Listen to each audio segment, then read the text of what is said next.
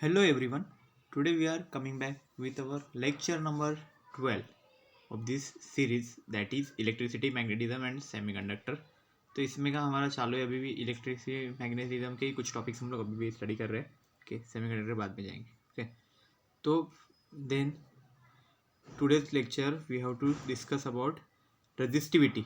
उसका डेफिनेशन देखना है, फैक्टर्स देखने हैं कि कौन से फैक्टर्स एक्चुअल में रेजिस्टिविटी पे अफेक्ट होते हैं. ओके, तो ये एक्चुअल फिनोमेना क्या है रेजिस्टिविटी. ओके, और रेजिस्टेंस भी उसके पहले हम लोग स्टडी कर लेंगे क्योंकि वो उसके साथ रिलेटेड है. ओके, जो रेजिस्टेंस होता है वो due to the resistivity. Okay, तो हमें वही स्टडी करना है कि ये रेजिस्टिविटी एक्चुअल में क्या होता है, उसका डेफिनेशन क्या होता है, फॉर्मूला आएगा. ओके, यूनिट आएगा उसका, ऐसा यूनिट. ओके, ये सब चीज़ें आज के लेक्चर में हम लोग डिस्कस करेंगे. Okay, now proceed to our first slide. So देखो क्या है स्पेसिफिक रेजिस्टेंस और रेजिस्टिविटी. तो इसको रेजिस्टिविटी को और एक नाम है स्पेसिफिक रेजिस्टेंस भी बोलते हैं. ओके, क्योंकि ये रेजिस्टेंस से रिलेटेड है. तो पहले रेजिस्टेंस ही हम डिस्कस करते हैं. रेजिस्टेंस हमने पहले भी स्टडी किया हुआ है. ओके, कुछ लास्ट लेक्चर थे, प्रीवियस लेक्चर, उसमें हमने रेजिस्टेंस भी देखा हुआ था. तो रेजिस्टेंस जो एक्चुअल में होता है तो वो एक्चुअल में ये सब फैक्टर्स पे डिपेंड करता है. कौन से मटेरियल पे डिपेंड करता है, उसका मटेरियल कैसा है, उसकी लेंथ कैसी है, एरिया ऑफ क्रॉस सेक्शन कैसा है, टेम्परेचर कैसा है. तो ये सब बाद में हम लोग डिस्कस करेंगे. ओके, कि मटेरियल कौन से टाइप के मटेरियल्स, मतलब अलग अलग मटेरियल का अलग अलग रेजिस्टेंस भी रहता है. ओके, लेंथ के हिसाब से भी उसका रेजिस्टेंस डिपेंड करता है. Okay, then area of cross section के ऊपर एंड टेम्परेचर के ऊपर भी. ओके, तो देखो यहाँ पे दिखाया गया ये वायर है. ओके, इसके अंदर जो रेजिस्टेंस रहता है, तो रेजिस्टेंस यहाँ पे जो एरिया है इसी को एरिया ऑफ क्रॉस सेक्शन बोला जाता है, और ये जो है वो इसका लेंथ है. ओके, तो अभी एक सिंपल एग्जांपल कंसीडर करते हैं रेजिस्टेंस समझने के लिए. देखो क्या कंसीडर करते हैं, ये देखो ये पूरा जो एरिया दिख रहा है ये एक्चुअल में क्या, ये एक पार्क है. ओके ना, पार्क का एरिया. ओके, यहाँ पे बहुत सारे स्टूडेंट्स हैं, यहाँ पे बहुत सारे कोई भी यहाँ पे सब यहाँ पे रुके हुए हैं पार्क के अंदर. ओके, और एकदम से फिर यहाँ पे कुछ तो अनाउंसमेंट हुई और सबको जल्दी से जल्दी बोला गया कि ये पार्क से बाहर निकलो. ओके, यहाँ पे एकदम से हड़बड़ी मच गई कि यहाँ पे बहुत डेंजरस चीज़ कोई तो आने वाली. या भी समझ लो ना कि यहाँ पे कुछ तूफान जैसे आने वाला था. ओके, जो स्टॉर्म्स रहते हैं ना वैसा, तो यहाँ पे इस एरिया में आने वाला था. ओके, अब यहाँ पे तो एरिया बहुत बड़ा है, तो बहुत सारे लोग तो आराम से यहाँ पे है. ओके, सिचुएटेड है, तो इतना कुछ प्रॉब्लम नहीं है. बट क्या हो गया, एकदम से बाहर जाने को बोला, ये एरिया छोड़ने के लिए बोला. तो छोड़ने के लिए बोला तो क्या हो गया, इधर से इसका एग्जिट एक ही है, एंट्री भी यहाँ से ही है और एग्जिट भी यहाँ से ही है. यहाँ पे एंट्री और यहाँ पे एग्जिट है, तो यहाँ से तुरंत उनको बाहर जाना था. पर यहाँ पे क्या हो गया, देखो यहाँ पे क्राउड क्रिएट हो गया. वो क्राउड क्रिएट हो गया, क्यों क्रिएट हो गया, क्योंकि यहाँ पे देखो, यहाँ पे एग्जिट के लिए यहाँ पे जगह बहुत कम है बाहर जाने के लिए.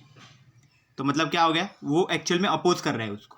ओके, तो मतलब क्या हो रहा है, बाहर जाने के लिए प्रॉब्लम हो रहा है. तो इसी चीज़ को क्या बोला जाता है, रेजिस्टेंस बोला जाता है. ओके, तो रेजिस्टेंस भी यही करता है. रेजिस्टेंस क्या करता है, मतलब हमारे पास इतना सेक्शन है और एकदम से हमें अगर इतना छोटे सेक्शन में से अगर जाने को बोल दे, तो वो क्या होगा, यहाँ पे रेजिस्टेंस ज़्यादा बढ़ गया और यहाँ पे रेजिस्टेंस कम है, क्योंकि यहाँ पे हम लोग आराम से जा सकते हैं, लेकिन यहाँ पे जाने में हमें रुकावट होगी थोड़ी. ओके ना, थोड़ा सा प्रॉब्लम होगा.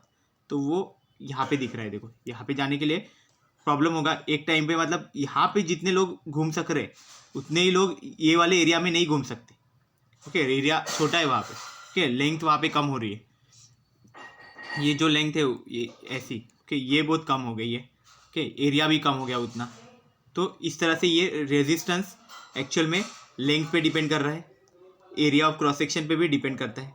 ओके, वो चीज़ हम ये एग्जांपल से यहाँ पे डिफाइन कर सकते हैं. ओके, कि मतलब ये पार्क का एग्जांपल मैंने यहाँ पे कंसिडर किया कि पार्क में से अगर यहाँ से बाहर निकलना है तो यहाँ पे देखो, ये अगर एंट्री बहुत छोटी है तो ये एक तरह का रेजिस्टेंस क्रिएट कर रहा है.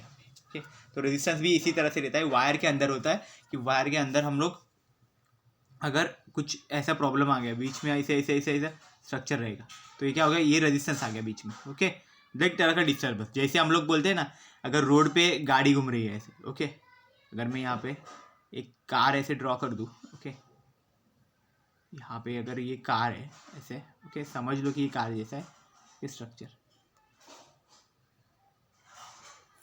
तो देखो यहाँ पे क्या होने वाला है, तो अगर बीच में यहाँ पे एक ऐसा बम जैसा कंसिडर कर लो, ओके, यहाँ पे, तो ये क्या हो गया, देखो यहाँ पे तो ये स्ट्रेट जाएगा, पर यहाँ पे उसको थोड़ा सा ऊपर नीचे ऐसा हो जाएगा ना, क्यों होगा, क्योंकि यहाँ पे बीच में ये रेजिस्टेंस आ गया, ओके, और वो एक्चुअल में क्या कर रहे हैं, उसकी स्पीड को कम कर देता है, ओके। तो यही चीज़ हमारे इसमें भी होती है, करंट में भी होती है। जब वायर में से करंट जो फ्लो होता है, मतलब चार्जेस जो फ्लो होते हैं वायर में से, उसी को हम लोग करंट बोलते हैं ना, जो चार्जेस फ्लो होते हैं, मतलब इलेक्ट्रॉन्स फ्लो होते हैं। इलेक्ट्रॉन एक्चुअल में चार्ज ही होता है ना एक तरह का, तो वो फ्लो होते हैं इलेक्ट्रॉन्स, एटम्स के अंदर इलेक्ट्रॉन्स बोलते हैं। तो क्या होता है, जैसे ही इसके अंदर से फ्लो हो रहे, ओके, तो यहाँ पे भी क्या होता है, रेजिस्टेंस मतलब क्या होता है कि अपोज करता है, यहाँ पे किसी तरह का अपोजिशन रहता है, ओके, और उसके वजह से क्या होता है, इसकी स्पीड कम हो जाती है। स्पीड कम होती है मतलब यहाँ पे कम चार्जेस फ्लो होंगे, कम चार्जेस फ्लो होंगे मतलब करंट कम होगा, ओके, तो करंट वहाँ पे कम हो जाएगा। जहाँ पे रेजिस्टेंस ज़्यादा है वहाँ पे करंट कम हो जाएगा। इसलिए तो हमारा वो लॉ था कि ओम्स लॉ जो हम लोग लिखते थे, V is equal to I into R, तो इसमें क्या हो जाता था, हमारा जो रेजिस्टेंस है R इज इक्वल टू हम लोग क्या लिखते थे, is inversely proportional to I हो जाता था, ओके। मतलब क्या हो गया कि अगर हमारा रेजिस्टेंस बढ़ जाता है तो क्या हो जाएगा, हमारा करंट जो है वो कम होते जाएगा, ओके, डिक्रीज होते जाएगा। तो ये एक्चुअल में चीज़ हमें यहाँ से पता चलेगी रेजिस्टेंस में से, जब ओम्स लॉ हमने लिखा था, ओम्स लॉ में ही हमने रेजिस्टेंस स्टडी किया था, ठीक है ना। तो वो वाला एक लेक्चर आप देख सकते हो कि वहाँ पे आपको रेजिस्टेंस की कॉन्सेप्ट पता चल जाएगी कि रेजिस्टेंस एक्चुअल में होता क्या है, और उसके लिए बेस्ड एग्जांपल ये वाला याद रख सकते हो, ओके ना, यहाँ पे। तो रेजिस्टेंस मीन्स क्या है, it is a opposition to the charges, okay, मतलब जो हमारे इलेक्ट्रॉन्स रहते हैं उसको अपोजिशन करने का काम वो एक्चुअल में रेजिस्टेंस का रहता है, ओके। रेजिस्टेंस का यूज़ भी है, इसलिए भी किया जाता है क्योंकि अगर रेजिस्टेंस नहीं रहेगा वायर के अंदर तो फिर करंट क्या होगा, एकदम अनकंट्रोल्ड वहाँ पे निकलेगा, ओके। बिल्कुल अगर उस रेजिस्टेंस नहीं है तो अनकंट्रोल्ड करंट निकलेगा और वो ज़्यादा अफेक्टेड रहेगा, बहुत ज़्यादा उसका डेंजरस इफेक्ट हो सकता है, एथेरेटिस इफेक्ट यहाँ पे आ सकता है, ओके, इसलिए ये किया जाता है, ओके। तो अभी इसके बेसिस पे हम लोग स्पेसिफिक रेजिस्टेंस और रेजिस्टिविटी क्या रहता है वो अभी देखेंगे। देखो, तो स्पेसिफिक रेजिस्टेंस एक्चुअल में रेजिस्टेंस की एक प्रॉपर्टी है कि जो रेजिस्टेंस होता है it is due to the specific resistance, okay. The property of the conductor which gives the resistance is known as the resistivity, okay. इस तरह से डेफिनेशन रहता है और इसका फॉर्मूला डेफिनेशन रहता है। तो फॉर्मूला का डेफिनेशन देखो क्या है, एट गिवन टेम्परेचर, मतलब कुछ भी अगर जो टेम्परेचर दिया है हमें वो, ओके, उस टेम्परेचर पे the resistance of the conductor is directly proportional to its length. तो देखो जो रेजिस्टेंस है वो एक्चुअल में क्या रहेगा, लेंथ के डायरेक्टली प्रोपोर्शनल है, ओके, लेंथ को डायरेक्टली प्रोपोर्शनल है, मतलब अगर लेंथ बढ़ता है तो रेजिस्टेंस बढ़ेगा ऐसा। And inversely proportional to the area of cross section, और एरिया ऑफ क्रॉस सेक्शन को क्या है, वो इन्वर्स प्रोपोर्शनल है उसका, ओके। मतलब क्या होगा, रेजिस्टेंस अगर बढ़ेगा तो एरिया कम होते, मतलब एरिया अगर बढ़ेगा तो रेजिस्टेंस वहाँ पे कम होते जाएगा, ओके। ये एक चीज़ होगी। ये दोनों इक्वेशंस को अगर कंबाइन करते हैं तो हमें फाइनल हमें कैसा मिलेगा, देखो, R is directly proportional to L upon A. L upon A means क्या होगा, length per unit area of cross section. तो एरिया ऑफ क्रॉस सेक्शन मतलब क्या होता है, अगर हमने ऐसा ड्रॉ किया वायर का स्ट्रक्चर, अगर ऐसा ड्रॉ करता हूँ मैं, तो ये जो पार्ट है ये पूरा क्या बनेगा, लेंथ बन जाएगा, यहाँ से यहाँ तक का ये जो पूरा पार्ट है ना ये लेंथ बन जाएगी। और ये जो सर्कुलर एरिया दिखा रहे हैं ना, इसी को क्या एक्चुअल में क्या बोला जाता है, area of cross section, okay. ये हमारा ए रहेगा, है ना, ये हमारा ए रहेगा। जो ये सर्कुलर पार्ट दिखा रहे हैं ना, इसी को बोला जाता है area of cross section, okay. तो ये एक्चुअल में हमारा एक्चुअल में एरिया ऑफ क्रॉस सेक्शन है, ओके। तो हमने क्या बताया कि रेजिस्टेंस जो है वो एक्चुअल में लेंथ के, ये मतलब जितना लेंथ बढ़ता जाएगा उतना रेजिस्टेंस ज़्यादा बढ़ेगा। क्योंकि देखो करंट का हमें मतलब चार्जेस को ज़्यादा फ्लो करवाना पड़ेगा ना, ज़्यादा डिस्टेंस तक फ्लो करवाना पड़ेगा, ओके। तो रेजिस्टेंस बढ़ेगा और ज़्यादा डिस्टेंस तक है तो बीच में कोई ना कोई वहाँ पे डिस्टर्बेंसेस होने के चांसेस है। तो जितना अगर वो बढ़ेगा वैसे वैसे रेजिस्टेंस भी बढ़ेगा। लेकिन एरिया ऑफ क्रॉस सेक्शन देखो, अगर एरिया ऑफ क्रॉस सेक्शन मतलब ये वाला चीज़ अगर ये ज़्यादा बढ़ा है तो इसका मतलब क्या है कि करंट ईजिली फ्लो हो सकता है वहाँ पे। ईजिली फ्लो होगा मतलब क्या हो जाएगा, वहाँ पे रेजिस्टेंस कम होते जाएगा, ओके। वही है, मतलब आप प्रैक्टिकल एग्जांपल से भी इस रिलेशन को समझ सकते हो, ओके। अगर पाइप अगर कंसिडर कर लो, देखो ना यहाँ पे अगर पानी का पाइप ही कंसिडर कर लो, ओके, पानी का पाइप अगर यहाँ से देखो, मैं अगर यहाँ पे ड्रॉ करता हूँ पानी का पाइप, ओके, जिसमें से पानी फ्लो हो रहा है, आपके घर में जो होगा ना, कोई भी पाइप कंसिडर कर लो ना, उसमें से पानी फ्लो हो रहा है, ओके, और जो पानी है ना बीच में से जा रहा है वो एक्चुअल में हमारा चार्जेस से हो गए, ओके, उसको याद रखो, वो हमारे इलेक्ट्रॉन से जो चार्जेस है हमारे वो फ्लो हो रहे, ओके, वो एक्चुअल में पानी है। तो अगर पानी में भी अगर देखो आप, अगर छोटा पाइप हो जाए, अगर यहाँ से मैं इस पाइप को छोटा कर दूँ तो क्या हो जाएगा, ये यहाँ से कम फ्लो होगा, तो यहाँ पे क्या होगा, कम नहीं फ्लो होगा, पर यहाँ पे क्या होगा, उसको रेजिस्टेंस होगा, वो इजीली फ्लो नहीं हो पाएगा, इसको बीच में यहाँ पे टकराना पड़ेगा, वो इजीली फ्लो नहीं हो पाएगा, ओके, तो वो चीज़ हो जाएगा, ओके, तो इसी को रेजिस्टेंस बोला जाता है। और ये जो साइड का जो पार्ट है इसी को क्रॉस सेक्शन बोला जाता है। अगर ये जितना बड़ा हो जाएगा उतना वो आराम से वहाँ से फ्लो सकता है, तो वहाँ पे बोलेंगे कि रेजिस्टेंस कम हो गया, ओके, तो ये चीज़ है। अभी क्या हो गया, हमने रिलेशन तो बताया, R is directly proportional to length per unit area करके, ओके, ये सब साइड में रख दो, ओके। अभी क्या हो जाएगा, ये जो है डायरेक्टली प्रोपोर्शनल टू बताया ना हमने, R is directly proportional to L by A. अभी क्या हो गया, ये प्रोपोर्शनैलिटी जो साइन है, ओके, इसको हमें रिमूव करना है, ओके, इसको रिमूव करना है तो क्या करना पड़ेगा, हमें कोई ना कोई कांस्टेंट लिखना पड़ेगा यहाँ पे। तो कांस्टेंट यहाँ पे हम लोग यहाँ पे लिखेंगे, तो यहाँ पे देखो कांस्टेंट लिख दिया, इंटू एल बाई ए लिखा।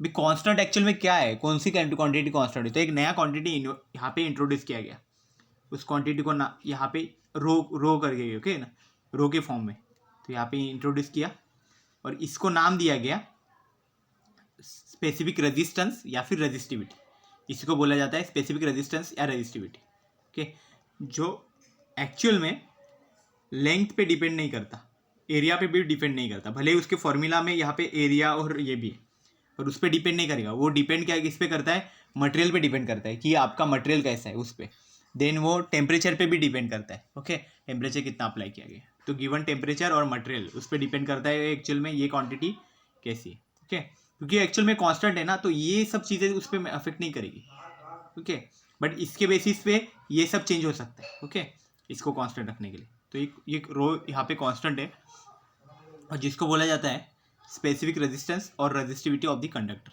ओके, तो कंडक्टर की ये रेजिस्टिविटी भी होती है, तो ये समझ लो, ओके ना। तो ये एक्चुअल में क्या रहता है, एक मतलब हमारे कंडक्टर की एक प्रॉपर्टी है कि जिसके वजह से हमारा रेजिस्टेंस वहाँ पे हम लोग मेजर कर सकते हैं, ओके, वहाँ पे कि हर एक कंडक्टर को एक खुद का रेजिस्टेंस है, तो ये एक्चुअल में इसी प्रॉपर्टी को बोला जाता है रेजिस्टिविटी। और रेजिस्टेंस एक्चुअल में कैसे होता है कि लेंथ और एरिया दोनों पे डिपेंड करता है पूरा, ओके, एक्चुअल में रेजिस्टेंस 4 फैक्टर्स पे डिपेंड करता है, लेंथ, एरिया, देन उसका ये भी देख सकते हैं हम लोग कि वो कितने, उसका टेम्परेचर कैसा है और मटेरियल भी है उसका, ओके, ये सब इस चीज़ पे वो डिपेंड करता है, वो सब हम लोग आगे देखेंगे कि कैसे उस पर वो फैक्टर अफेक्ट कैसे करते हैं, ओके ना, ये सब चीज़ें बहुत इंपॉर्टेंट है। नाउ इसका अभी एक्चुअल इसका यूनिट वगैरह देखेंगे, ठीक है ना, इसका डेफिनेशन देखते हैं, ओके, रेजिस्टिविटी का अब डेफिनेशन देखते हैं, जैसे हमने ओम का डेफिनेशन, वोल्ट का डेफिनेशन, हर चीज़ का डेफिनेशन हमने देखा ही है वैसे, ओके ना, कूलम का डेफिनेशन देखा था, तो वैसे ही रेजिस्टिविटी का भी definition, we know rho equal to R A upon L, जो अभी हमने फॉर्मूला देखा वही है, rho equal to R A divide by L, okay, ये एक्चुअल में फॉर्मूला हमने अभी देखा, okay, if A equal to 1 metre square, okay, मतलब एरिया हमारा अगर 1 मीटर स्क्वायर है, ओके, मतलब कोई भी अगर वायर कंसिडर कर लो तो उसका क्रॉस सेक्शनल एरिया हमने कंसिडर किया है 1 मीटर स्क्वायर, ओके, मतलब ये जो पार्ट है यहाँ पे वो एक्चुअल में कितना है 1 मीटर स्क्वायर उसका एरिया है, ओके।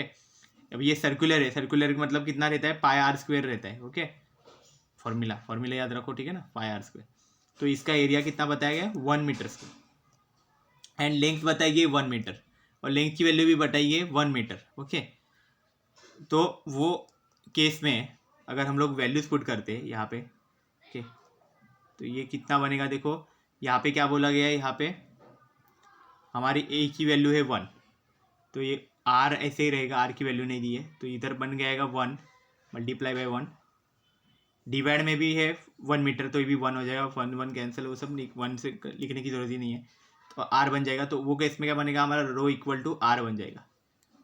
तो मतलब हमारे जो स्पेसिफिक रेजिस्टिविटी और रेजिस्टेंस है वो दोनों सेम हो जाएंगे। तो यही एक्चुअल में डेफिनेशन है। मतलब कैसा लिखा जाता है कि ऐसी कंडीशन, ये दोनों कंडीशन अगर हम लोग अप्लाई करते और उस टाइम पे अगर हमें जो रेजिस्टेंस मिलेगा वही एक्चुअल में हमारा स्पेसिफिक रेजिस्टेंस होगा। ओके ना, तो यही चीज़ होगी। तो इसको हम लोग अब वर्डिंग के वर्ड में इसको कैसे लिख सकते हैं देखो। ओके, जो हमें इसमें एक्चुअली प्रॉपर वर्डिंग्स में हमें इसको यहाँ पे रिप्रेजेंट करना पड़ेगा। तो देखो क्या है, the specific resistance of a material is defined as the resistance of the material of unit length and unit area of cross section. तो जो वन लिखते हैं ना हम लोग, वन को ही एक्चुअल में डेफिनेशन के फॉर्म में जब लिखते हैं तभी यूनिटी वर्ड यूज़ करते हैं या फिर यूनिट यूज़ करते हैं। ओके, तो इसलिए हमने बोला है कि यूनिट एरिया और यूनिट लेंथ ऐसा बोला जाता है इसको। ओके, इसको यूनिट एरिया, इसको यूनिट लेंथ। तो क्या बोला है देखो, specific resistance of a material is defined as, मतलब स्पेसिफिक रेजिस्टेंस का भी डेफिनेशन बना रहे हैं हम लोग उस मटेरियल के लिए। क्या है, the resistance of the material, मतलब ये जो रेजिस्टेंस लिखा ना हमने, वो resistance of the material of unit length and unit area of cross section. मतलब जब स्पेसिफिक रेजिस्टिविटी हमने फाइंड किया तो हमें वो आंसर क्या मिला, रेजिस्टेंस ही मिला। तो इसलिए हमने डायरेक्ट रेजिस्टेंस ही लिख दिया वहाँ पे कि resistance of the material of unit length, मतलब जहाँ पे यूनिट लेंथ है and unit area of cross section है, ऐसे ये मटेरियल का रेजिस्टेंस वही एक्चुअल में स्पेसिफिक रेजिस्टेंस है। ओके ना, तो ये एक्चुअल में स्पेसिफिक रेजिस्टेंस की डेफिनेशन होगी कि मतलब अगर किसी भी मटेरियल का अगर लेंथ अगर यूनिट है, मतलब 1 मीटर है या फिर 1 मीटर 1 सेंटीमीटर ऐसा कुछ भी हो सकता है। ओके, और लेकिन मीटर में लिखो क्योंकि वो ऐसा यूनिट में हम लोग देखते हैं। देन उसका एरिया है वो भी 1 मीटर स्क्वायर है, मतलब उसका क्रॉस सेक्शन भी यूनिट ही है। ओके ना, एरिया ऑफ क्रॉस सेक्शन भी यूनिट है। तो ऐसे टाइम पे जो रेजिस्टेंस रहेगा वही एक्चुअल में हमारा स्पेसिफिक रेजिस्टेंस का वैल्यू रहेगा। स्पेसिफिक रेजिस्टेंस मतलब वही रेजिस्टिविटी भी रहेगा। ओके, स्पेसिफिक रेजिस्टेंस को ही हमने वर्ड बोला है रेजिस्टिविटी, तो नहीं किए, तो ये चीज़ हो जाएगी। और अभी इसका यूनिट कैसे लिख सकते हैं, तो यूनिट कैसे आएगा देखो, रो का अगर पहला रेजिस्टेंस का यूनिट क्या रहता है हमारा, ओम रहता है। और हमारा एरिया जो है ऊपर के साइड देखो एरिया लिखा हुआ है, तो एरिया का यूनिट रहता है मीटर स्क्वायर, तो यहाँ पे मीटर स्क्वायर लिखता हूँ। और जो नीचे लेंथ है, लेंथ का भी यूनिट रहता है मीटर, तो एक मीटर से ये दूसरा मीटर कैंसिल हो गया, एक ऊपर मीटर रह जाएगा, तो ये एक्चुअल में कितना बनेगा, ओहम मीटर। ये एक्चुअल में इसका यूनिट बन जाएगा ओहम मीटर। तो ओहम को हम सिंबॉलिकल फॉर्म में लिख सकते हैं। ओके, सिंबॉलिकल फॉर्म में ओहम का क्या बनेगा यूनिट, ये ऐसा ओहम, और यहाँ पे मैं मीटर शो करता हूँ। ठीक है, ये हो गया ओहम, ये बन गया मीटर। तो ये हमारा रो का वैल्यू यहाँ पे क्रिएट हो गया।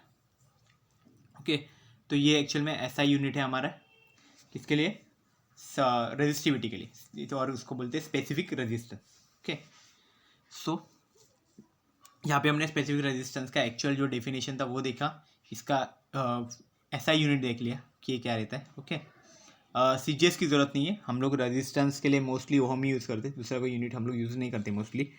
और मीटर की जगह पे सेंटीमीटर हो सकता है कुछ जगह पे, लेकिन मोस्टली ओहम मीटर ही लिखते हैं इसका रेजिस्टिविटी का। ओके, नेक्स्ट देखते हैं। तो यहाँ पे नेक्स्ट स्लाइड देखो, factors affecting the resistance of a conducting material. तो अगर हम लोग रेजिस्टेंस देख रहे हैं, रेजिस्टेंस हमने स्टडी कर लिया, तो कंडक्टिंग मटेरियल का, कंडक्टिंग मटेरियल मतलब जिसके अंदर से चार्जेस फ्लो हो सकते हैं इजीली।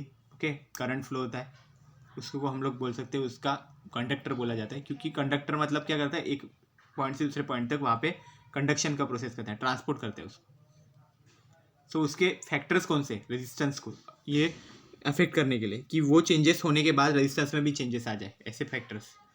तो वो क्या क्या है देखो, फर्स्ट फैक्टर है मटेरियल, कि मटेरियल कैसा है, material of the conductor. Okay, then second क्या है, लेंथ ऑफ कंडक्टर, मतलब लेंथ कैसी है उसकी। ओके, ज़्यादा है कम है तो उसके हिसाब से भी, मतलब वो नैरो है या फिर ब्रॉड है। ओके, वैसे। Then area of the conductor, मतलब एरिया कैसा है उसका, थिक है थीन है, मतलब बहुत ज़्यादा कैसे कैसे एरिया है उसका। ओके, उस हिसाब से भी उसको, मतलब एरिया मीन्स कौन सा, पूरा एरिया नहीं, एरिया ऑफ क्रॉस सेक्शन हम लोग देखते हैं यहाँ पे, area of cross section. Okay ना, देन नेक्स्ट जो है वो क्या है, टेम्परेचर, कि टेम्परेचर एक्चुअल में जो हमने मटेरियल यूज़ किया है रेजिस्टेंस जिसका देख रहे हैं वो उसका टेम्परेचर बढ़ाने के बाद उसमें क्या चेंजेस आ रहे हैं, ओके, कम करने पे क्या चेंजेस होते हैं वो चीज़, ओके। तो इस वो सब अभी फैक्टर्स हमें एक एक स्टडी करना है, ओके। तो फर्स्ट देखते हैं, देखो तो मटेरियल, तो मटेरियल कैसा रहता है, ओके। तो देखो अलग अलग तरह के मटेरियल्स रहते हैं, ओके, उसका रेजिस्टेंस अलग अलग रहता है, बट कुछ मटेरियल्स है कि जिनका रेजिस्टेंस हमेशा कम रहता है, ओके, वही हमें ज़्यादा यूज़फुल है, ओके। ज़्यादा रेजिस्टेंस वाले मटेरियल हम लोग मोस्टली हमारे इलेक्ट्रिकल चीज़ों में तो नहीं यूज़ कर सकते। तो देखो क्या है, आपके घर में जो वायर्स रहती है, ओके, जो इलेक्ट्रिकल वायर्स रहती है अलग अलग टाइप की, तो उसमें क्या रहता है, कौन सा मटेरियल रहता है, तो उसमें मोस्टली कॉपर ही रहता है, ओके, दूसरा कुछ नहीं डालते। तो क्यों नहीं है उसमें, अगर हमारे पास आयरन भी तो हमारा मटेरियल है, जो आयरन रहता है वो भी तो मटेरियल है, देन दूसरे स्टील रहता है वो भी मटेरियल, वो भी एक तरह का मेटल है, ओके ना। तो मेटल्स जो रहते हैं उसमें वैसे तो फ्री इलेक्ट्रॉन ज़्यादा रहते हैं, इसलिए वो मोस्टली अच्छे कंडक्टर रहते हैं, बट फिर भी हम लोग सारे मेटल्स नहीं यूज़ करते, हम लोग कॉपर यूज़ करते हैं इलेक्ट्रिकल कंडक्टिविटी के लिए। तो क्यों कर दे वो सब, तो ओके, तो यहाँ पे बताया देखो, iron has more electrical resistance than geometrically similar copper conductor, okay. तो देखो ये चीज़ है, मतलब जो आयरन रहता है ना उसमें एक्चुअल में क्या है, रेजिस्टेंस बहुत ज़्यादा है हमारे जो कॉपर के वजह से, जो कॉपर है ना हमारा मटेरियल, तो उसमें जितना रेजिस्टेंस है ना उससे कई ज़्यादा रेजिस्टेंस हमें आयरन में मिलता है, ओके। और जहाँ पे रेजिस्टेंस ज़्यादा है, हमारा रिलेशन क्या है, resistance is inversely proportional to I, current के साथ। तो अगर रेजिस्टेंस ज़्यादा है तो क्या होगा, करंट कम कम कम होते जाएगा, और करंट कम होगा तो फिर हमारे घर के अप्लायंसेस वर्क ही नहीं करेंगे जहाँ पे करंट कम है, ओके। और बहुत अफेक्ट करेगा, बहुत प्रॉब्लम होगा वहाँ पे, एनर्जी ज़्यादा जाएगी अगर यहाँ पे होगा। तो इसलिए हम लोग क्या किया, कॉपर यूज़ करते हैं, ओके। कॉपर अच्छा सोर्स है वहाँ पे उस काम के लिए, इलेक्ट्रिसिटी हमारी कंडक्ट करने के लिए कॉपर हमें ज़्यादा बेनिफिशियल है, ओके। वहाँ पे उसका रेजिस्टेंस कम है कॉपर का in comparison with the iron, okay. Then और कौन से है देखो, सिल्वर है, metals like silver and copper have an excess of free electrons.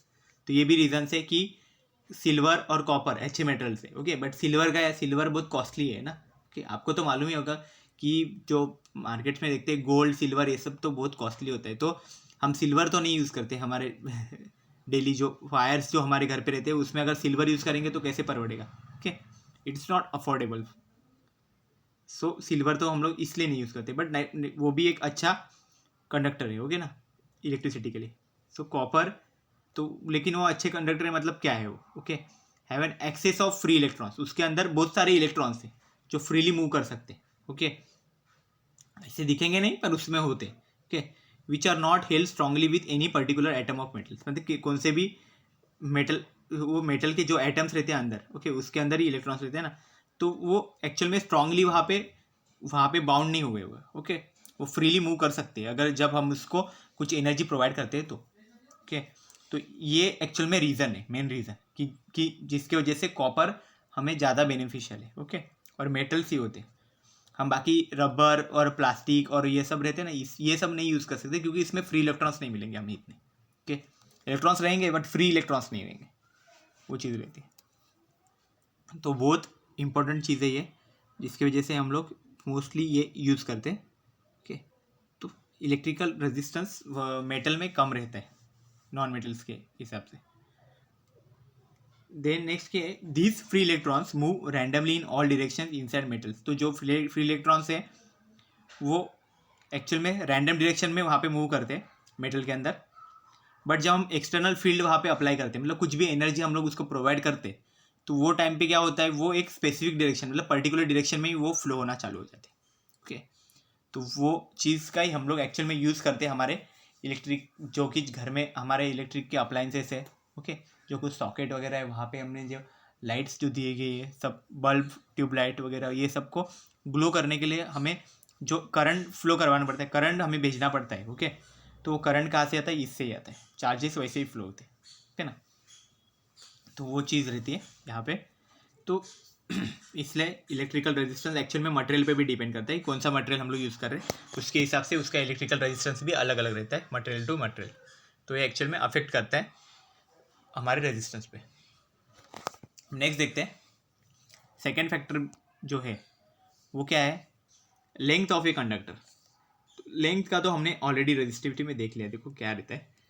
तो जो रेजिस्टेंस रहता है उसका एक्चुअल रीज़न तो हमें मालूम ही है कि वो डायरेक्टली प्रोपोर्शनल टू लेंथ हमने बताया था। ओके, तो डायरेक्टली प्रोपोर्शनल टू लेंथ है, इसका मीनिंग क्या हो गया कि जैसे ही लेंथ अगर हम लोग इंक्रीज करते तो जो रेजिस्टेंस है वो भी इंक्रीज ही करेगा, दोनों सेम काम करेंगे। और अगर लेंथ हम लोग डिक्रीज करते तो रेजिस्टेंस भी डिक्रीज हो जाएगा वहाँ पे। ओके, तो यही चीज़ हो जाएगी। तो देखो क्या है, the resistance R of the wire is directly proportional to the length of the wire. तो जो रेजिस्टेंस है हमारा ओके वायर में, तो वो एक्चुअल में क्या होगा, डायरेक्टली प्रोपोर्शनल है हमारे लेंथ के साथ। वायर की जो लेंथ है उसके साथ वो डायरेक्टली प्रोपोर्शनल है।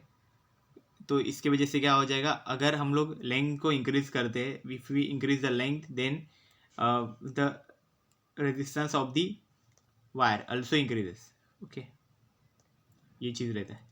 So it means if we double the length of the wire, अगर हम लोग यहाँ पे समझ लो अगर वायर की लेंथ को डबल करते, ओके मतलब एल को अगर हम लोग 2L कर देते तो हमारा जो रेजिस्टेंस रहेगा वो भी एक्चुअल में डबल हो जाएगा। इट्स रेजिस्टेंस विल ऑल्सो भी डबल, तो ये भी एक्चुअल में डबल डबल हो जाएंगे दोनों भी। ओके, तो इस तरह से ये चेंज होगा। तो ये डायरेक्ट यहाँ पे रिलेशन यहाँ पे रहता है, क्योंकि ये क्या हो गया डायरेक्टली प्रोपोर्शनल है ना, तो जैसे लेंथ चेंज होगी वैसे रेजिस्टेंस चेंज होगा। ओके, वो मतलब वो पूरी तरह से इस लेंथ पे डिपेंड है। ओके, रेजिस्टेंस लेंथ किस तरह से अफेक्ट करती है उस पर भी वो ज़्यादा डिपेंड करता है। देन नेक्स्ट हम लोग बोल सकते हैं and if length is half, half अगर हाफ मतलब क्या रहता है, हाफ कर दिया अगर एल को हम लोग हाफ कर देते मतलब 1/2L, अगर ऐसे कर देते एल को हाफ एल कर देते, अगर इसको हाफ एल कर देते तो जो रेजिस्टेंस है वो भी एक्चुअल में हाफ बन जाएगा। ओके, इसको हाफ करेंगे तो रेजिस्टेंस भी है वो भी हाफ बन जाएगा। Okay, so its resistance would become 1/2। 1/2 मतलब हाफ लिखो या 1/2 लिखो, वो मीनिंग वैसे में रहता है। ओके, तो ये चीज़ है यहाँ से हमें पता चल रही है। तो अब इसका एग्जाम्पल ऐसे भी देख सकते हो, देखो ये जो वायर है इसमें अगर हम समझ लो कि यहाँ पे 5 यहाँ पे अगर इलेक्ट्रॉन्स है इसके अंदर, इसमें भी 5 इलेक्ट्रॉन्स है, सेम साइज के 5 इलेक्ट्रॉन्स है। यहाँ पे 5 इलेक्ट्रॉन्स इजीली फ्लो हो सकते हैं, उनको कुछ ज़्यादा प्रॉब्लम नहीं होगा क्योंकि जगह बहुत है ना, आराम से घूम सकते हैं यहाँ पे। बट ये देखो यहाँ पे 5 को अगर अरेंज होना है तो उनको एक दूसरे के आगे पीछे ही अरेंज होना पड़ेगा, आजू बाजू में नहीं खड़े रह सकते। क्यों? क्योंकि यहाँ पे क्या हो गया, लेंथ यहाँ पे उसकी ज़्यादा है, और लेंथ ज़्यादा होने की वजह से क्या हो गया, उनको आगे पीछे ही खड़ा होना पड़ा वहाँ पे। ओके, तो क्या हो गया, लेंथ ज़्यादा है पर वहाँ पे क्या हो गया, रेजिस्टेंस ज़्यादा बढ़ गया। ओके, और यहाँ पे देखो लेंथ नहीं लेकिन यहाँ पे एरिया ज़्यादा है। तो यहाँ पे अगर हम लोग कंसिडर करें कि एग्जाम्पल, देखो मैं अगर यहाँ पे एक ड्रॉ करता हूँ ये लेंथ, ओके, और ये दूसरा और एक वायर निकालता हूँ, इसकी लेंथ इतनी ज़्यादा है, तो रेजिस्टेंस देखो इसमें ज़्यादा रहेगा, जिसकी लेंथ ज़्यादा है वहाँ पे रेजिस्टेंस भी ज़्यादा रहेगा, क्योंकि ज़्यादा डिस्टेंस ट्रैवल करना है ना, ज़्यादा डिस्टेंस ट्रैवल करना है मतलब डिस्टर्बेंसेस ज़्यादा होंगे वहाँ पे। ओके, इसका रियल टाइम अगर एग्जांपल कंसिडर करें तो आप ये कंसिडर करो कि आपको अगर 5 किलोमीटर का अगर रास्ता यहाँ पे क्रॉस रोड अगर आपको यहाँ पे ड्राइविंग करनी है, ओके, कार ड्राइव करना है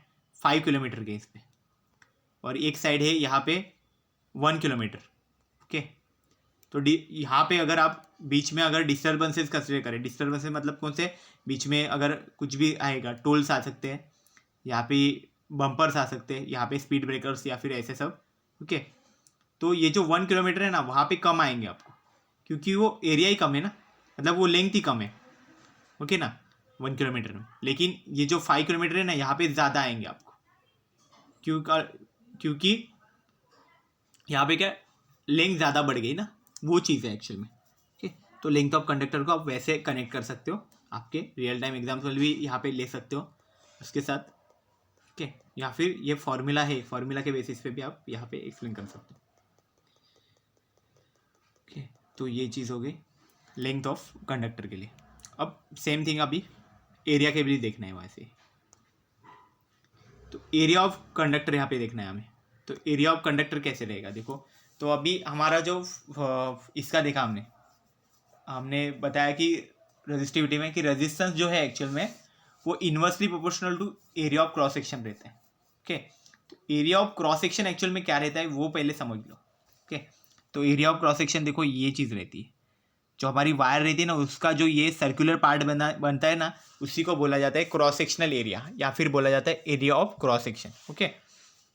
तो ये भी बहुत इंपॉर्टेंट चीज़ है, क्योंकि ये कम रहेगा तो वो अंदर जाएगा कैसा, ऐसे रहता है ना। मतलब अगर आप पानी का एग्जांपल लो, पानी अगर पाइप से फ्लो हो रहा है तो एरिया ऑफ क्रॉस सेक्शन कम रहेगा तो वो इजीली नहीं अंदर जा पाएगा, लेकिन एरिया ऑफ क्रॉस सेक्शन अगर ज़्यादा रहेगा तो इजीली उसके अंदर से जा सकता है, ओके।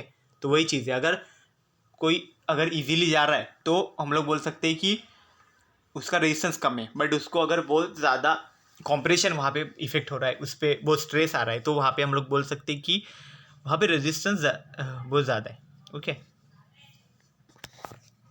तो वही चीज़ है, अगर यहाँ पे देखो ये रेक्टेंगुलर यहाँ पे कंडक्टर कंसिडर किया है, तो देखो रेक्टेंगुलर है, तो कंसिडर करो कि यहाँ से अगर हमें खुद को पास होना है, ओके, ह्यूमंस इसके अंदर से अगर पास होने वाले हैं, तो देखो अगर यहाँ पे एरिया कम है तो एक टाइम पे एक ही आदमी जाएगा, बट एरिया अगर ज़्यादा है तो एक टाइम पे 2-3 जा सकते हैं, ओके। तो उसी हिसाब से रहेगा, अगर एक टाइम पे एक ही जन को जाने को जगह है, ओके, उसके अंदर से मतलब एरिया क्रॉस सेक्शन कम है वहाँ पे, तो वो टाइम पे बोलेंगे कि हम लोग रेजिस्टेंस बहुत ज़्यादा है। बट एक टाइम पे अगर 3-4 लोग अगर एक साथ जा सकते हैं उसमें पैरेलली, तो वो टाइम पे हम लोग क्या बोलेंगे कि इसका area of cross section actual में बहुत ज़्यादा है, ज़्यादा होने की वजह से रेजिस्टेंस बहुत कम हो गया, ओके। तो इस तरह से रहता है, मतलब ये इन्वर्स यहाँ पे रिलेशन है, इसलिए भी यहाँ पे हो सकता है। देखो कैसे, R is inversely proportional to the area of cross section. तो इसका मीनिंग क्या हो गया देखो, जैसे ही एरिया बढ़ गया, इसका एरिया ऑफ क्रॉस सेक्शन अगर बढ़ गया तो ये रेजिस्टेंस यहाँ पे डिक्रीज हो जाएगा, ओके। और वही अगर अपोजिट कैसे, एरिया अगर छोटा हो गया, ये बहुत छोटा हो गया, तो इजीली ऐसे उसमें से फ्लो नहीं हो पाएगा, तो क्या होगा, यहाँ पे रेजिस्टेंस इंक्रीज हो जाता है। तो ये इन्वर्स रिलेशन में ऐसे रहता है एक्चुअल में ना। सो हम लोग यहाँ पे क्या बता सकते हैं इसमें कि तो ये एक्चुअल में सर्कुलर क्रॉस सेक्शनल एरिया बताया था, जो एक्चुअल में एरिया उसका रहता है पाई आर स्क्वायर, जो हम लोग काउंट करते थे। और जो रेक्टेंगुलर रहता है ना, फॉर स्क्वायर और रेक्टेंगुलर, ओके, स्क्वायर भी बोल सकते हैं और रेक्टेंगुलर भी बोल सकते हैं इसको, क्योंकि रेक्टेंगुलर कंसिडर कर लो, ओके, क्योंकि स्क्वायर भी एक तरह का रेक्टेंगुलर ही रहता है कि जिसमें लेंथ और ब्रेड दोनों सेम रहते हैं, ओके, इस तरह से। तो अगर रेक्टेंगुलर का आप कंसिडर करें लेंथ इंटू ब्रेड का, तो वो एक्चुअल में कैसे रहेगा देखो, उसका जो फॉर्मूला है वो ऐसे रहेगा, ओके। ये फॉर्मूला क्या है याद रखो कि लेंथ इंटू ब्रेड, ऐसा फॉर्मूला याद रखो रेक्टेंगुलर का। मोस्टली ये ऐसे रेक्टेंगुलर वाले नहीं पूछे जाते, मोस्टली ये ऐसा पूछा जाता है, क्योंकि हम वायर से ही देखते हैं ना, वायर्स के अंदर ही सब रेजिस्टेंस वगैरह ये चीज़ें देखते हैं, तो हम लोग मोस्टली ऐसे वायर्स तो नहीं यूज़ करते, वायर्स हमारे ऐसे ही रहते, सर्कुलर टाइप पे, सिलेंड्रिकल टाइप, है ना, तो इसलिए वो देखते हैं। देन देखो क्या लिखा है, the resistance R of a wire is inversely proportional to the area of cross section A of the wire as. तो जो रेजिस्टेंस है वायर का, ओके, वो एक्चुअल में हमारे जो एरिया ऑफ क्रॉस सेक्शन है वायर का, ओके, ये जो सेक्शन है बीच का, ये सर्कुलर सेक्शन जिसमें एक्चुअल में रेडियस है वो डी लिखा है, वो डायमीटर है उसका, ठीक है ना। तो उसका क्या है, वो इनवर्सली प्रोपोर्शनल है उसको एरिया ऑफ क्रॉस सेक्शन।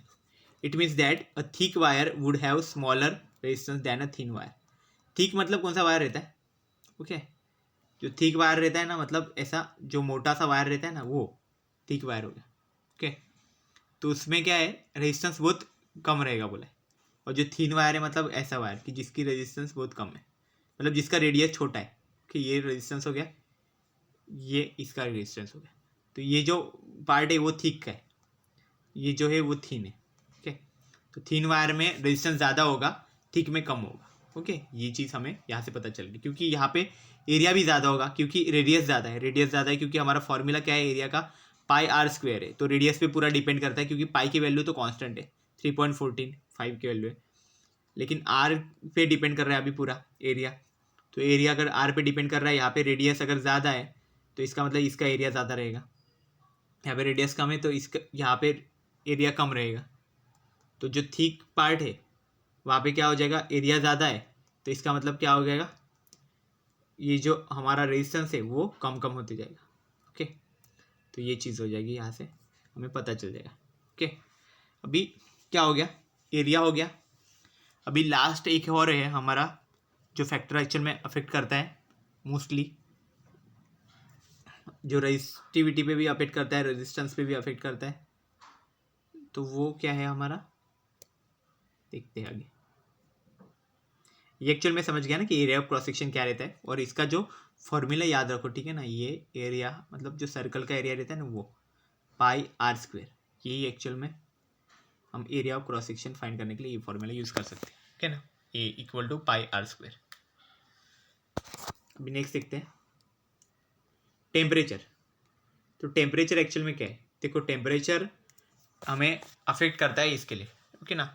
तो अलग अलग चीज़ का टेम्परेचर अलग अलग रहता है, और हमारे जो कंडक्टर्स रहते हैं वो एक्चुअल में अफेक्ट करते हैं टेम्परेचर पे, ओके। जैसे जैसे टेम्परेचर बढ़ाएंगे वैसे। तो क्या लिखा है देखो यहाँ पे, पहला the conductors have a low value of resistance. मतलब जो हमारे कंडक्टर्स रहते हैं ना, जिसमें से करंट फ्लो होता है, तो उसमें करंट फ्लो होता है, इसका मतलब क्या होता है एक्चुअल में उसका रेजिस्टेंस बहुत कम है, इसलिए ओके। जो रेजिस्टेंस का अगर ग्राफ निकालते हम लोग, यहाँ पे रेजिस्टेंस लिख देते हैं, यहाँ पे हमारा टेम्परेचर रहेगा, ओके। तो ये रेजिस्टेंस की वैल्यू ऑलरेडी बहुत कम रहती है, ओके। और एक ग्राफ इस तरह से बनता है, अभी इसका मीनिंग बताऊंगा। तो वो कैसा है कि जो कंडक्टर्स रहते हैं ना उसकी वैल्यू, उसके रेजिस्टेंस की वैल्यू बहुत लो रहती है, ओके। एंड जो एक्चुअल में अगर हम लोग इंक्रीज़ करते उसका, अगर टेम्परेचर इंक्रीज़ करें, देखो यहाँ पे दिखाया गया है टेम्परेचर हमने जैसे जैसे बढ़ाया, रेजिस्टेंस बढ़ते बढ़ते जा रहा है, इंक्रीज़ हो रहे जा रहा है, ओके ना। ये कंडक्टर्स में ये चीज़ होती है, ओके ना। मतलब मोस्टली मेटल्स में ऐसी चीज़ होती है। तो क्या हुआ देखो, the resistance of a conductor increases with increase in temperature. मतलब हमने टेम्परेचर इंक्रीज किया बट रेजिस्टेंस भी बढ़ने लग गया उसके साथ साथ, ओके। तो वही चीज़ एक्चुअल में टेम्परेचर के साथ होती है जब हम मेटल्स पे करते हैं, ओके। मैं अभी सिर्फ मेटल्स पे ही डिस्कस कर रहा हूँ, यहाँ पे कंडक्टर्स हम लोग मोस्टली मेटल्स ही यहाँ पे देख रहे हैं, ओके ना। तो वो चीज़ में हमें वो चीज़ देखेगी कि टेम्परेचर जो रहेंगे, अगर टेम्परेचर इंक्रीज़ करते हैं हम लोग, तो रेजिस्टेंस की वैल्यू भी इंक्रीज होती जाएगी यहाँ पे, ओके ना। और अगर हम लोग कुछ दूसरे, अगर हम लोग थर्मिस्टर या फिर ऐसे जो चीज़ें हैं जिसको एक्चुअल में सेमी कंडक्टर्स कंसिडर किया जाता है, तो उसमें उल्टा रहता है उसमें एक्चुअल में। तो वो सब हम लोग अभी नहीं देखेंगे, लेकिन उसमें क्या रहता है मैं एक शॉर्ट में बता देता हूँ। उसमें होता है कि टेम्परेचर अगर कम करते तो उसका रेजिस्टिविटी कम कम होते जाता है, रेजिस्टेंस कम होते जाए, ओके। तो वो चीज़ रहती है। तो लेकिन जनरली जो मेटल्स रहते हैं कंडक्टर्स, उसमें ये चीज़ होती है, ओके ना। कि रेजिस्टेंस अगर बढ़ा, जो अगर टेम्परेचर अगर बढ़ाते तो टेम्परेचर उसके साथ साथ उसका रेजिस्टेंस भी बढ़ेगा। That means the resistance of a conductors increases with an increase in temperature, okay. Then next क्या लिखा है यहाँ पे देखो, this is due to an increase in the number of collisions of electrons with themselves and with the atoms of the metals. मतलब जो हमने material लिया हुआ है उसके अंदर बहुत सारे एटम्स रहेंगे, एटम्स के साथ साथ इलेक्ट्रॉन्स भी रहेंगे। तो क्या होता है, जैसे ही हम लोग इंक्रीज़ करते, टेम्परेचर इंक्रीज़ करते, टेम्परेचर इंक्रीज़ होने की वजह से क्या हो जाता है, यहाँ पे एनर्जी बढ़ जाती, एनर्जी बढ़ गई, इसके अंदर बहुत सारा एनर्जी आ गया, काइनेटिक एनर्जी। तो ये एक दूसरे के ऊपर ये टकराना चालू कर देते हैं, मतलब कोलिजन होना, वहाँ पे कोलिजन उसको बोलते हैं इस प्रोसेस को। तो बहुत दूर से वो टकराना चालू हो जाते हैं। तो टकराने की वजह से क्या हो जाता है, वहाँ पे बोलते हैं ना हम लोग, रोड पे कैसे जैसे ट्रैफिक क्रिएट हो जाता है, वैसे ही तरह का यहाँ पे भी ट्रैफिक क्रिएट होता है। तो उस ट्रैफिक को क्या बोला जाता है, यहाँ पे रेजिस्टेंस बोला जाता है, ओके ना। तो वो इस तरह से याद रखो, ओके ना। रोड पे भी अगर यहाँ पे अगर पूरा ऐसा हाईवे, अगर बीच में कोई कार अगर ऐसे टेढ़ा मेढ़ा चलने लगा, ऐसे चलने लगा, तो फिर क्या हो जाएगा, एकदम से एक्सीडेंट्स भी बढ़ेंगे और एकदम से ट्रैफिक हो जाता है ना वैसे। तो उसी तरह से यहाँ पे भी सीन है, वही चीज़ होगा। जैसे ही हम लोग टेम्परेचर इंक्रीज़ करेंगे तो क्या होगा, वहाँ पे जो है कोलिजन ऑफ इलेक्ट्रॉन्स वहाँ पे होगा। ओके, इलेक्ट्रॉन्स एक दूसरे पे कोलाइड होना चालू कर देंगे, तो जैसे होगा तो उसकी वजह से इलेक्ट्रिकल रेजिस्टेंस और बढ़ते जाएगा वहाँ पे, इलेक्ट्रिकल रेजिस्टेंस वहाँ पे इंक्रीज होते जाएगा। तो ये एक्चुअल में टेम्परेचर का यहाँ पे अफेक्ट होगा। इस जब हम टेम्परेचर अगर इंक्रीज करते तो ये एक्चुअल में चीज़ उस पर अफेक्ट करेगी। और ये ग्राफ समझ लो, देखो ये टेम्परेचर वर्सेस रेजिस्टेंस का ग्राफ है। तो इसमें एक्चुअल में क्या है कि रेजिस्टेंस बहुत कम रहता है पहले तो, ओके, लेकिन हमने जीरो ने कंसिडर किया, कुछ थोड़ा बहुत तो रेजिस्टेंस रहता है ये मेटल में भी, तो इसलिए मैंने थोड़ा सा ऊपर के साइड से लिया है उसको, और देन वहाँ पे मैंने इंक्रीज़ किया है इसको सीधा सीधा यहाँ से। ओके, इस तरह का मतलब नेचर रहता है, सेम यही ग्राफ है ऐसा नहीं बोलेंगे, इस तरह से रहेगा। ओके, तो क्या होगा, जैसे जैसे हमने टेम्परेचर इंक्रीज़ किया, रेजिस्टेंस की वैल्यू भी स्लाइटली बढ़ते एकदम देन हाई हो गई है वैल्यू। ओके, वैसे वैसे मतलब जैसे जैसे टेम्परेचर इंक्रीज़ करते जाएंगे वैसे वैसे यहाँ पे रेजिस्टेंस की वैल्यू भी यहाँ पे इंक्रीज़ होते जाएगी। ये एक्चुअल में हमें इस टेम्परेचर वर्सेस रेजिस्टेंस के ग्राफ से हमें ये इन्फॉर्मेशन मिल रही है। भी नेक्स्ट देखते हैं, देखो फैक्टर्स हमने सारे देख लिए।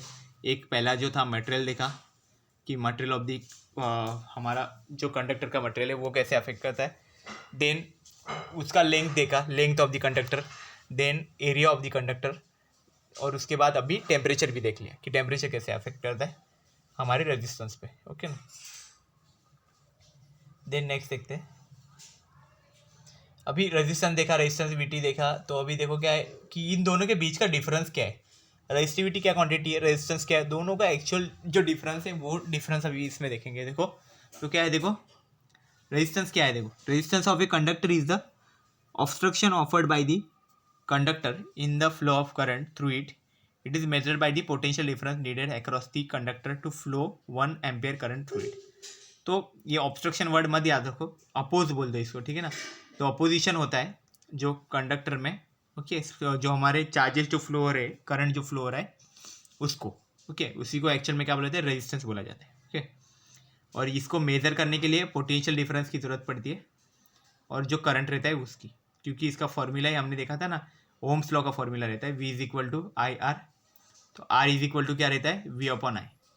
तो इसलिए यहाँ पे बोला गया कि पोटेंशियल डिफरेंस और जो current flowing through it, okay, वो दोनों हम लोग यूज़ करके एक्चुअल में इसको मेज़र कर सकते हैं। ओके ना, तो ये रेजिस्टेंस है opposition to the flow of the current बोल सकते हैं, फ्लो ऑफ चार्जेस बोल सकते हैं। ओके, ये चार्जेस फ्लो होंगे उसी को तो करंट बोला जाता है, तो इसलिए उसको बोला। देन नेक्स्ट देखो क्या है, रेजिस्टिविटी क्या है दूसरे साइड पे, इन अदर हैंड रेजिस्टिविटी। तो रेजिस्टिविटी क्या है, resistivity is the property of the conductor due to which it offers resistance to flow of current through it. Okay, तो मतलब ये कंडक्टर का एक प्रॉपर्टी है कि जिसकी वजह से जो हम रेजिस्टेंस एक्चुअल में दे सकते हैं करंट को एक्चुअल में रेजिस्टेंस देते इस रेजिस्टिविटी की वजह से। Okay, it is measured by the resistance offered by 1 meter length of wire of that material of area of cross section 1 meter square।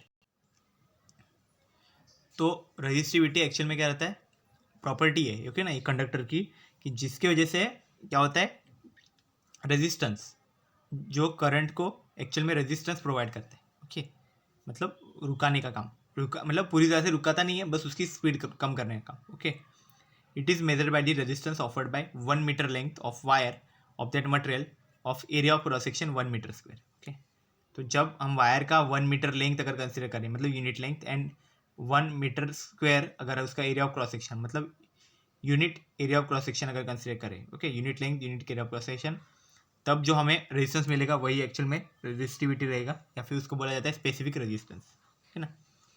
Then अभी इसका देखो यूनिट क्या है, देखो ओहम है, इसका यूनिट क्या है, ओहम मीटर है। ओके, देन क्या है, देखो ये रेजिस्टेंस जो है वो एक्चुअल में अफेक्ट किस पे करता है, डिपेंड किस पे है, मटेरियल पे है, टेम्परेचर पे, लेंथ है और एरिया ऑफ क्रॉस सेक्शन में। 4 फैक्टर्स जो हमने देखे थे वही एक्चुअल में उसकी डिपेंडेंसी है, मतलब वो सब फैक्टर्स पे ही एक्चुअल में वो डिपेंड करता है, ठीक है ना, रेजिस्टेंस एक्चुअल में उस पर डिपेंड करता है। Then resistivity of the material depends only on its material and temperature, but resistivity का वैसा नहीं है, रेजिस्टिविटी सिर्फ उसके मटेरियल पे डिपेंड करती है और उसके टेम्परेचर पे डिपेंड करती है। ओके। उसके फॉर्मूला में आपको मिलेंगे बाकी के वो भी चीज़ें, लेकिन वो उस पर डिपेंड नहीं करती, क्योंकि वो एक्चुअल में कांस्टेंट है ना एक तरह का, तो वो इस पे डिपेंड नहीं करता, वो सिर्फ मटेरियल पे डिपेंड करता है और वो टेम्परेचर पे डिपेंड करता है। Okay, depends on material and temperature. तो so this is all about the resistance and resistivity. Okay, I hope you have cleared all these things about the today's lecture. If you have any doubt, you can ask. Thank you very much.